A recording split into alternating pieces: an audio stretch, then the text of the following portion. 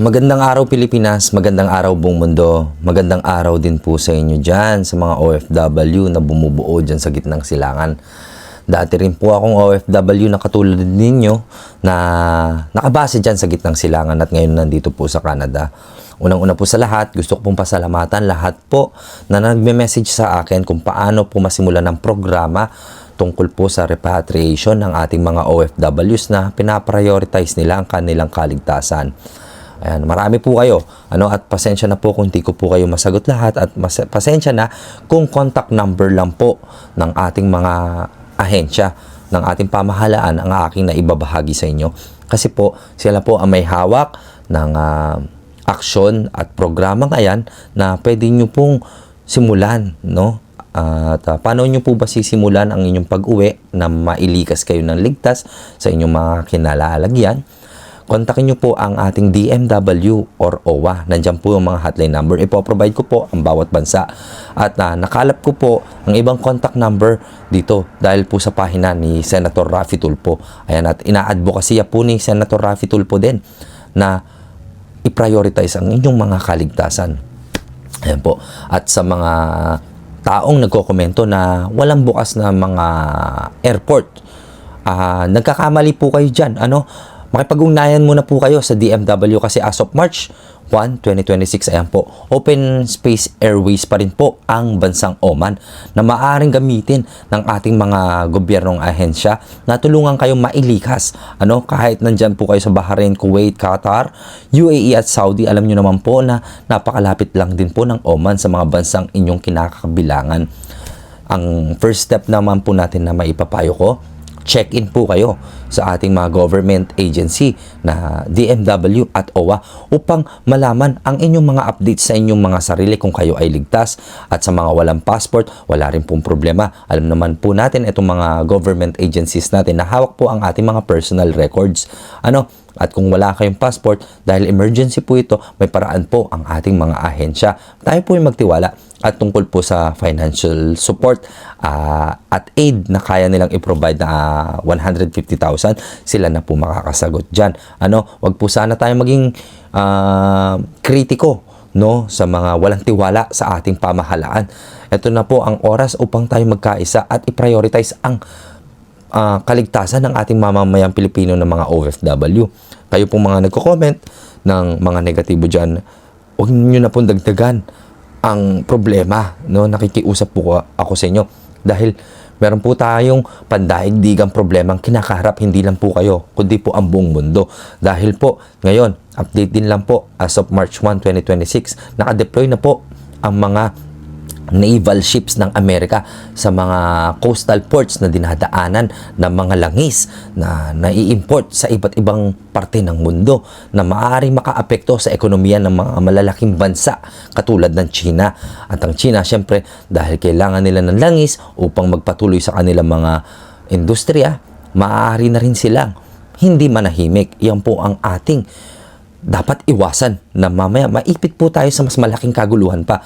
At na-appreciate ko po sa mga Pilipinong nagsasabi at nagkokomento na tiwala sila sa kanilang kaligtasan dahil iba rin po ang Defense Air Force ng mga bansang kanilang kinalalagyan dahil nai-intercept daw po ang mga missiles.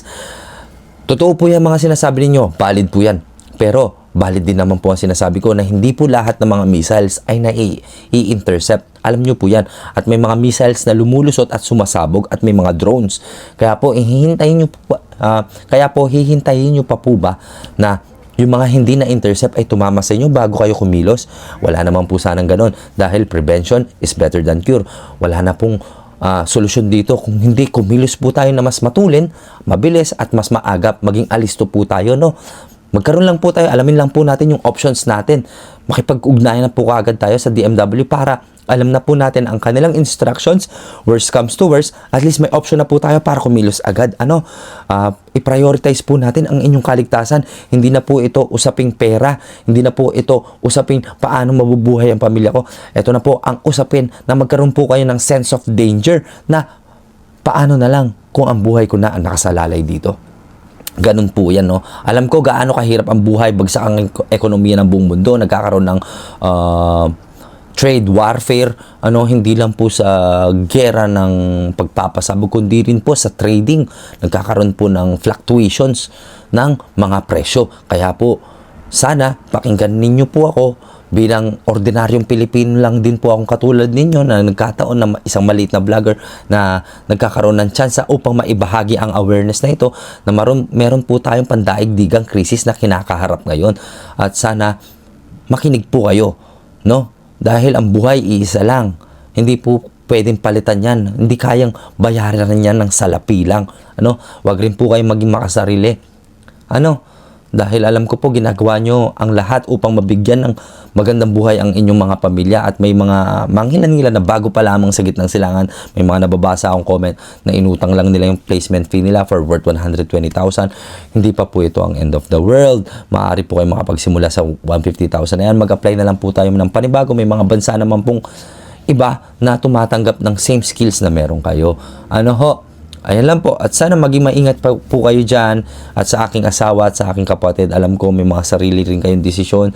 Pero kami mga nasa labas ng gitnang silangan, kami ang unang-una nakakita ng mga updates at balita tungkol sa gerang nagaganap. Dahil alam naman natin na nasa kultura ng gitnang silangan na hindi nag-a-update ng kanilang mga residente at mga tao tungkol sa mga negatibong balita para mapanatili kayong kalmado. Kahit sobrang gulo na, kahit may namamatay nga na kapitbahay mo, alam nyo yan.